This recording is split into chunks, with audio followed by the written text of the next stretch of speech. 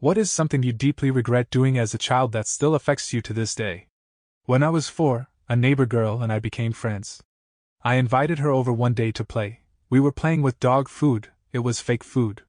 Well, she started eating it. I screamed at her and called her nasty and was just horrible with her. I told her I didn't want to play with her anymore. It turned out the poor girl was severely neglected. Her parents never had food, so she was basically starving. It didn't dawn on me until I saw that they were kicked from their home, and it was condemned and torn down a year after. I remember I went over to play one time and the house smelled like rotting hamburger meat. There were cockroaches everywhere. It was traumatizing. I cannot imagine living there. I have tried to find the girl via social media with no luck. When I was 11, my parents got me a lab puppy who I adored. I raised her for 2 years. She grew up to be an amazing dog but had high energy, and my dad never watched her. Even if we needed him to, he would refuse and start complaining. So, when I needed to go to the hospital for a broken leg, my one request was just watch her. This time around he said yes. Then when I came back a couple days later, she developed an UTI and almost starved because he didn't feed her, give her water, or let her out once. Taking care of the UTI was very hard to handle, so my mom gave me a choice: let her suffer because he wasn't going to buy the proper medication, or give her up, so I gave her up. Then I became a problem because I hated my dad for not getting medication for my dog, whose condition could kill her, but had no problem buying painkillers for his dog who had an abscess on his foot. When I was 16, I went back to the shelter in hopes of finding her there, healthier than the day I gave her up. She died at the shelter because nobody adopted her or helped her. The infection spread to her kidneys, causing them to shut down. I cried and I hated my dad as much as humanly possible, and I miss her so much. I took everything to heart. All the insults, all the failures, all the minor mishaps, I couldn't just let it pass me by. It hit me right in the heart, which is why my current mental health leaves a lot to be desired. After every Thanksgiving dinner as a child, my grandpa would put a plate of food together for a man named Mr. Bailey who lived by himself and didn't have family in town. He'd drive over to his house, drop the food off, talk for 5 to 10 minutes, and then come back. I didn't know this. One year, after our meal, my grandpa handed me a plate with a slice of pumpkin pie on it and told me to get in the back seat of his truck. I didn't ask questions and hopped in with the pie. We get to our destination and my grandpa opens my door and says, "Do you have the pie?" "What do you mean, Grandpa?" I ate it. I thought the pie was for me. I ate it in the back seat on the car ride like it was a brownie. Mr. Bailey didn't get any pumpkin pie that year. I still can't look at pumpkin pie without feeling bad about it. When I was 4, the husband of my aunt died. Very soon after his death, the whole family was gathered around in the living room, me sitting across her. I wanted to make her feel better and said, "Don't worry, you will find a new Maddie you will love." The hurt and surprised face she had haunts me even today. I understood I did something wrong, but not really what at that moment. We are on good terms, and she is living a good life now. She very likely forgot what I told her that day. I'm probably the only one remembering that conversation. Rather than being parented, I was making life decisions at 6 years old. I refused going to a gifted school so I would not leave my friends in first grade. I have not seen or spoken to a single one of those friends in over 40 years. In second grade, a friend of mine and I were really mean to another kid with some type of mental challenge. It wasn't something we did more than this one instance, so I don't know if I'd call it consistent bullying, but we said some nasty things to him on the last day of school. I should have known better, and I regret it to this day. I have seen his profile pop up on social media, and I do occasionally get the desire to reach out and apologize, but I'm not sure it would be worth it so far in the future. Nonetheless, I really wish I could talk some sense into myself back then. The boy didn't deserve that, nobody would have. I was an only child to a single father who was diagnosed with brain tumors when I was 12.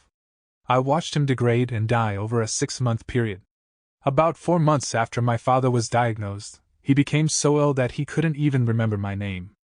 I remember how horrible I felt. A couple days later, I stole my father's credit card and car, and went on a spending spree. I remember buying a bunch of new DVDs, a puppy, food, and more, and ignoring my life the whole time. When my father died a month or 2 later, I found out that his bank account was drained and that the payments on the house didn't go through, so my stepmother lost me, and our home, and I spent 5 years in the system. I lived with the guilt and shame for 15 years until I made an effort one day to contact my stepmother for old times' sake. We never had a good relationship, and it just got worse when my father died because of all the stress and loss. I told her the story and she laughed. She told me that what I stole was so insignificant that they didn't even know for some time. My uncle, my father's brother, was the one who stole all the money. I only took a couple $100. Throughout the years I never knew, and even my uncle let me live with the pain even though he knew, because I confessed to him when I was a boy and upset. Even though what I stole was so little, the regret and shame is so much bigger. I still live with it to this day. Goofed off with friends during warm-ups. My ankle and calf got caught while I was in a dead sprint. There was a loud snapping noise as my knee went. It healed pretty well. I was able to get back to running a year or two afterwards, but it has deteriorated over the years. I am in my early 20s now and I have to use a cane to get around. I can't go running or hiking anymore, stairs take a lot of effort, too many flights, and I struggle to walk even with the cane. Some nights I have a hard time falling asleep because it aches so bad. Take care of your knees, y'all, you don't know what you'd be missing. My senior year of high school there was a classmate that sat by himself at lunch every single day. I often thought about going to sit with him, but never did. My heart still hurts from never doing it, and that was 20 years ago.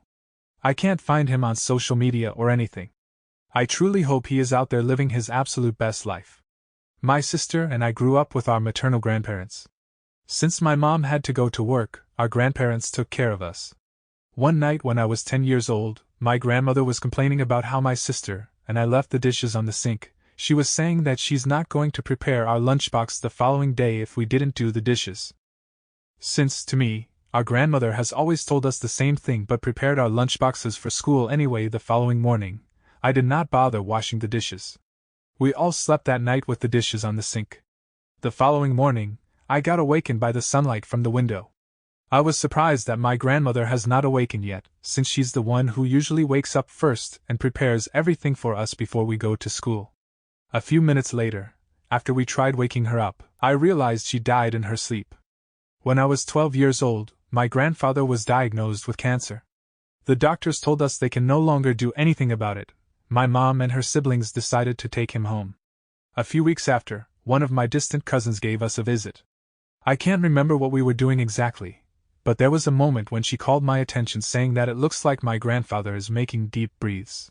My grandfather's bedroom door was always open so anyone who would pass by the living room can see him and check on him. I told her that it's normal, and he's really breathing that way because sometimes he's having a hard time breathing. A few minutes later, my grandfather left us. I should have washed the dishes. My grandmother could have slept with a peaceful heart before she passed away, knowing her granddaughters did her last request. I should have checked on my grandfather when he was having trouble breathing. My grandfather could have had someone beside him in his last moments. In both moments I thought, they're always like that, they'll be fine. Next thing I know, they're gone. When I was about 5 or 6, I was with my parents and brother on a property in a rural area of North Carolina that my father's parents had bought and were working on developing. They were also there that day. My father and older brother were helping my grandfather fell some trees and cut them up into smaller logs to carry out. I was further up the hill sitting on a bench with my grandmother and mother. Now let me tell you about my grandmother. She was truly a saint. She never ever raised her voice, she was always so incredibly gentle, gracious, and classy, but when she was 9, she got polio. It severely affected one of her legs, so she spent the rest of her life with a limp and had to wear special shoes, but I never once heard her complain. I loved her more than my little 5-year-old brain could truly understand. So there we are, just sitting there enjoying the quiet peacefulness of undeveloped mountainside forest.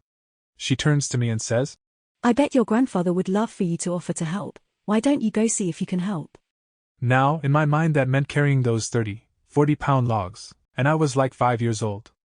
So I said, "I can't do that, Grandma, those logs are too heavy for me." She replies, "Please just go ask anyway." I couldn't see the real reason she was asking, all I could see was my helplessness. So, without thinking about her disability, I told her, "I would like to see you go down the mountain and carry up logs." She stared at me for a few seconds, and in those few seconds I felt the weight of what I had just said, and I knew I had hurt her feelings. I was absolutely crushed. I apologized later, but I never forgot that. She passed away back in 2005, and that comment still haunts me. She never said anything, but I still know it had to hurt her. We were very close. When I was around 11, my parents bought me a release day special edition copy of the game Skyward Sword for Christmas. We're not Christian, so them buying me anything for Christmas alone is amazing. That copy had the golden Wii remote and everything. I was at my cousin's, and I called them while they were waiting in line and threw a tantrum at them because my cousin got an Xbox 360, and they said no when I asked for the same thing in the lead up to Christmas. I started Skyward Sword but got stuck on a puzzle and dropped it.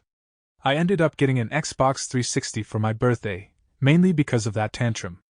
To this day it bothers me deeply that I did that, and on top of that, I didn't even play the damn Zelda game. It's honestly something that I think of at random times, and it ruins my day to remember.